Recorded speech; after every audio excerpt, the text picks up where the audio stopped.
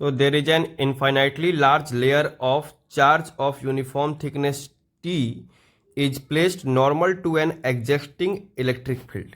यहाँ पे कुछ इलेक्ट्रिक फील्ड एग्जिस्ट कर रहा है ई नॉट, और इस ई नॉट इलेक्ट्रिक फील्ड में एक चार्ज लेयर को रख दिया जिसकी थिकनेस है टी।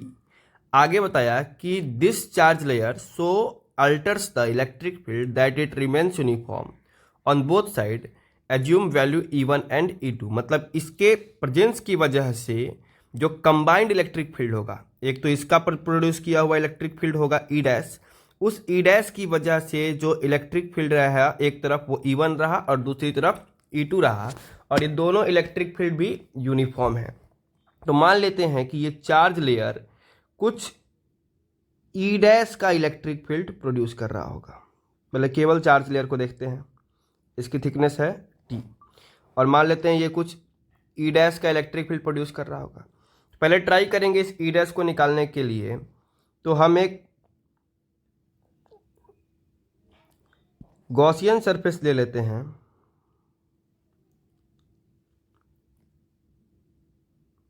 बॉक्स शेप का, और इसका एरिया डी ए बाहर की तरफ और इसका भी एरिया डी ए बाहर की तरफ। इस तरफ इलेक्ट्रिक फील्ड ई डैश और इस तरफ इलेक्ट्रिक फील्ड ई डैश। इस वाले रीजन में जो चार्ज आया दैट इज क्यू। इस गॉसियन सरफेस से नेट फ्लक्स देखें तो जो नेट फ्लक्स होगा वो 3 पार्ट में लिखा जाएगा, φ1 प्लस φ2 प्लस φ3। जो φ1 वाला फ्लक्स होगा वो होगा ई डैश डी ए कॉस 0 डिग्री। जो φ2 वाला होगा वो भी होगा ई डैश डी ए कॉस 0 डिग्री। और जो φ3 वाला होगा वो ई dash D A dash is curve surface area, और यहाँ एंगल बन रहा है 90 डिग्री का, तो कॉस 90 डिग्री। कॉस 90 की वैल्यू 0 हो जाएगी, तो लास्ट वाला इंटीग्रल अपना 0, और ये वाला बन जाएगा ई dash D A plus E dash D A, that is 2 E dash D ए। अब जो चार्ज इंक्लोज हो गया है वो हो गया है Q। तो हम यूजिंग गॉस लॉ लिख सकते हैं कि 2 E dash D A equals to Q upon epsilon not, and 2 E dash equals to, या बेटर होगा Q equals to 2 epsilon not E dash D A. ये वो चार्ज है जो इंक्लोज हुआ है।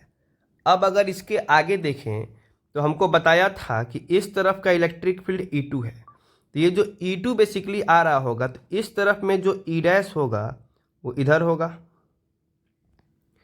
और इस तरफ में जो ई डैश होगा वो इधर होगा। तो जो E1 रहा होगा वो बेसिकली रहा होगा E not minus E dash, और जो E2 रहा होगा वो रहा होगा E not plus E dash.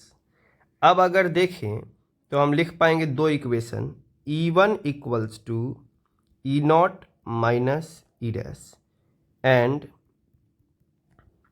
E2 equals to E not plus E dash.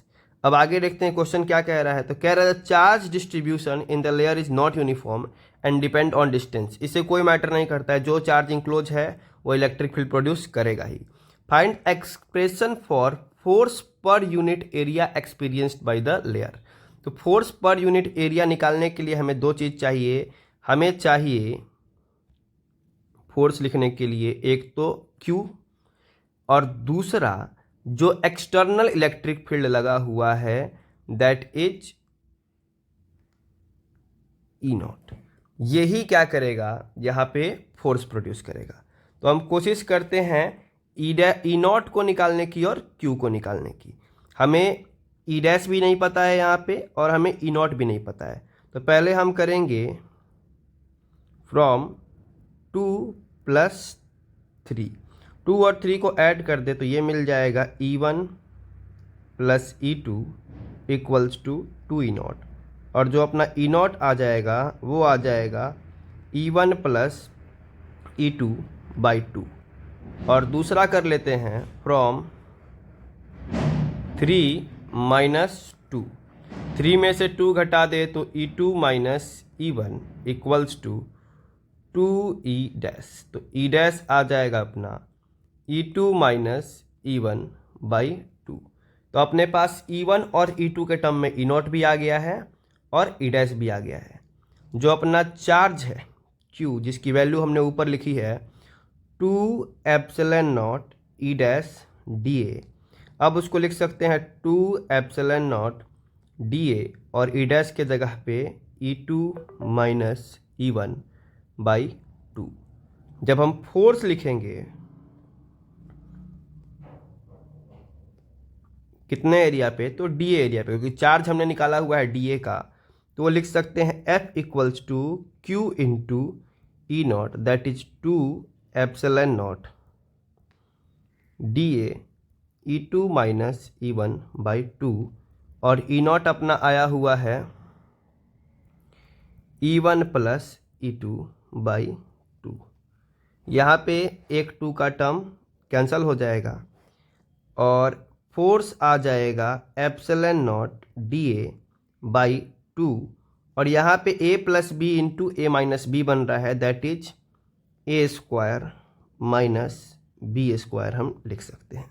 अब हमको निकालना था फोर्स पर यूनिट एरिया। तो ऊपर वाला जो फोर्स है वो DA एरिया पे लगा है, तो DA से डिवाइड कर देंगे तो ये बन जाएगा हाफ एप्सिलॉन नॉट E2 का स्क्वायर माइनस E1 का square, and this will be the force per unit area.